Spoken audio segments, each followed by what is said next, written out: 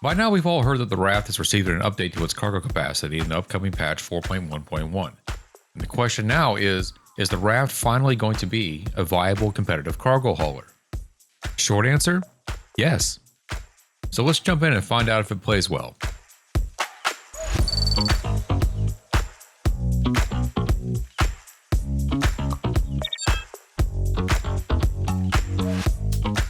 So the Raft came out 3 years ago, when this is not going to be a review of that. We're just going to go over how it plays with cargo gameplay, and if you don't know about this ship already, that's really all you need to know. I'm not going to talk about how great the crew quarters and the kitchen are. I mean, who even gives a shit? All that matters is how does this thing haul now? Now, I've always loved Argo ships. They're tough, rugged, capable work vehicles, and in that regard, the Raft definitely does not disappoint. I've always liked the Raft, but it has been hamstrung from its launch by its extremely limited cargo capacity. It only held 96 SCU. They built this great cargo ship and gave it a really small cargo capacity. The Constellation Andromeda held the same amount of cargo, but provided so much more gameplay. So what was the point of having the Raft? Also, with 96 STU, once you get past the rookie hauling missions, the ship is basically obsolete, which is probably why they went back to revisit it. I can only imagine that's the impetus for this. Now, if you recall, along with its limited capacity, it also had these big mounted struts on the bottom of it where they held the cargo. And these were cool looking, but they got in the way when you were trying to haul and you had to dance your cargo containers around them. I gave the ship another shot back when physicalized cargo came out with the cargo elevators, and it seemed like it was actually going to be viable, but it wasn't because it was just so much trouble to get so little cargo in here, and the ship was basically out of the game loop almost as soon as you started. It just wasn't worth buying. But once the new patch drops, the Raft is going to hold 196 SCU, basically doubling its cargo capacity, which takes it further into the hauling loop, and with commodity trading, also makes it a profitable ship to some extent. To accommodate the extra space, they removed the struts and just put in a flat cargo grid, and that is quick and easy and sensible.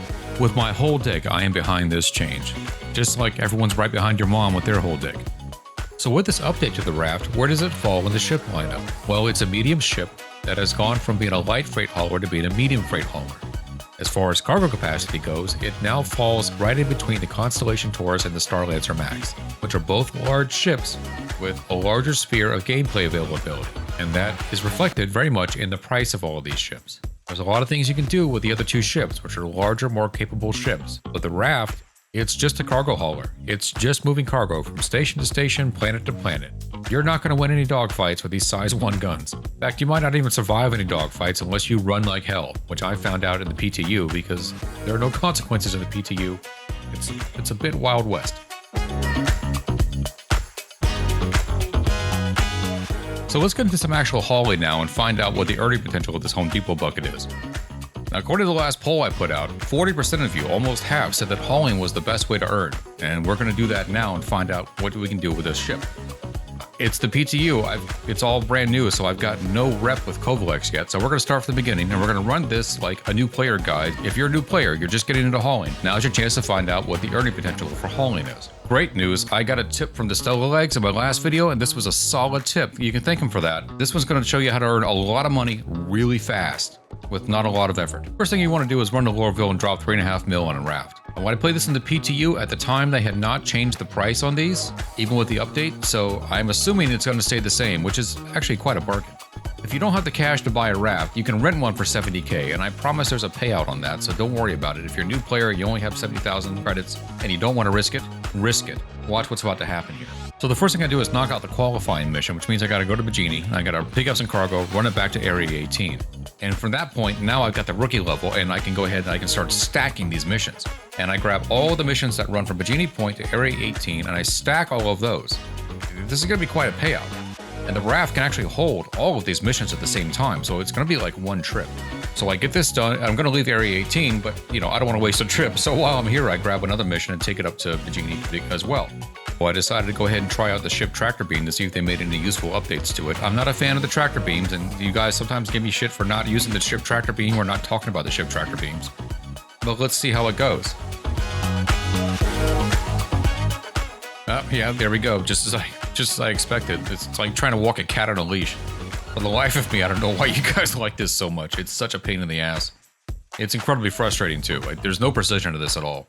I don't know, it's like if you ever watched that movie where Bruce Lee whipped that guy's ass with a flimsy reed. It's like that, but it doesn't whip ass. After several attempts to endure this madness, I just went back to the multi-tool. It does feel good to get this thing in the air, though. Like, I cannot tell you how great it feels to be doing some honest-to-God space trucking again. That's what this vehicle is for, and it flies fantastic, it handles fantastic.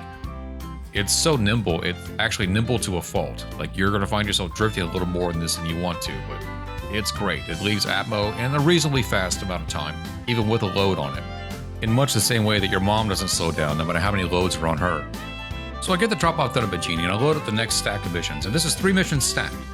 Get everything on the ship, hit the accelerator, head back down to Area 18, which is quick and easy and fun because, again, this ship is really agile, more so than you would expect. Even with a full load on this thing, no matter how much weight it's carrying, the thrusters are so powerful, the ship is a pleasure to fly. Get this bad boy unloaded, turn it in, and that's it. All the missions complete. So this was a total of 5 missions over 3 trips. Took less than an hour. I made 480k. I also ranked up Kovalex up to the junior rank.